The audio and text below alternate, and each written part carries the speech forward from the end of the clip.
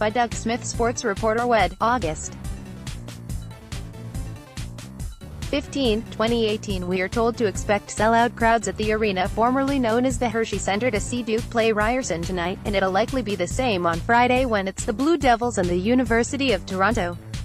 I would suspect Sunday's game in Montreal against McGill will attract the same kind of relatively large audience, and I haven't checked too closely, but I'm betting Carleton did okay this week crowd-wise when it beat the tar out of some lesser American touring schools from Cincinnati, Ole Miss and South Dakota State.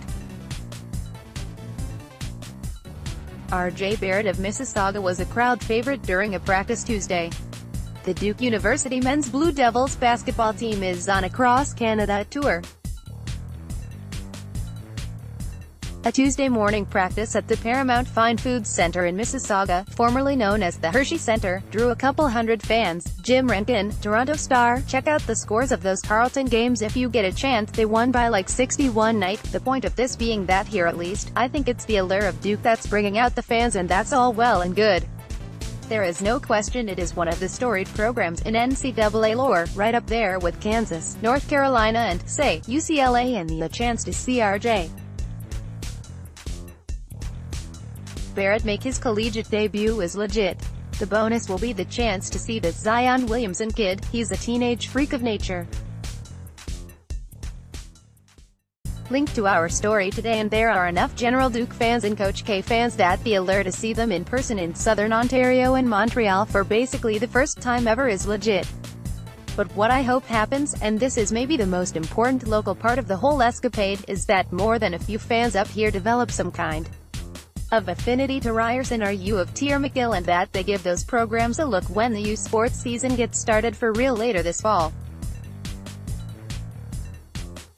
This tour is absolutely Duke produced, and they've done an excellent job by any definition.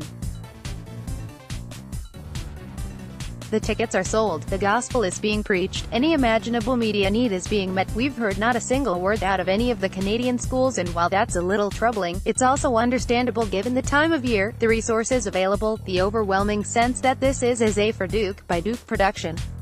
But the chance exists on the court, and off the court, interaction with fans, the media, the sponsors, the people for all three schools to foster some goodwill and maybe pick up a few casual supporters who will come back in the fall. I know there are success stories in U Sports with support already. The two Ottawa schools, Ryerson and Brock, come quickly to my personal mind, and I am dead certain there are others across the country. But this is a unique opportunity here, to get out in front of thousands of fans and on TV against perhaps the most recognizable program in NCAA basketball, and there has to be hope that something good will come of it. I suspect I know who'll win and how the night will go. It will be exciting and emotional and frenzied at the start and drop off as the game goes on, but just having the chance to perform on such a big early season stage is as important as any score. We could sure use some mail for the weekend because there's not very much in the old inbox at the moment. If there's something on your mind that's been bugging you, or something you desperately need to know, just click on ask.thestar.ca and do whatever it is you have to do. You'll see the results on Sunday morning and you like them. I hope. Gonna have to miss the big TFC game tonight, but I'd guess that 2 away goals and a home game will be enough to sew up another Canadian title. The question is, how many players will the Reds have sent off and at what point in the game? It's becoming a rather troubling trend that's eventually going to bite them in the collective butts, if the NFL's Cleveland Browns and one of their sponsors have really cooked up this plan where some fridge full of beer will unlock and offer free drinks when the team wins a game. Wouldn't it be better if they actually offered real beer? Seems a bit of a tease the way it's set up right now. Although I suppose there is a chance Cleveland doesn't win a game and they can try something better next time around.